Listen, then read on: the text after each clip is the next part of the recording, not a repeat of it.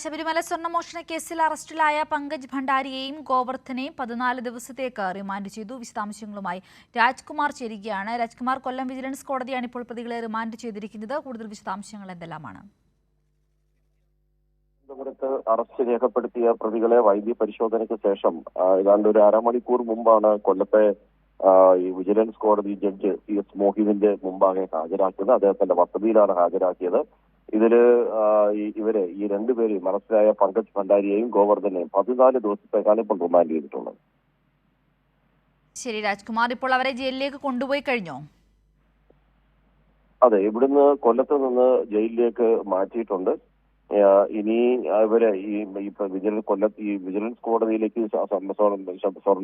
Sabarimala സ്വർണ്ണമോഷണ case കൊല്ലം vigilance കോടതിയിലേക്ക് മാറ്റിയതിനു ശേഷം ഇവരെ ആദ്യമായിട്ടാണ് ഈ കോടതിയിൽ ഇന്ന് കൊണ്ടുവരുന്നതും ഇപ്പോൾ അറസ്റ്റിന് ശേഷം റിമാൻഡ് ചെയ്യുന്നത്.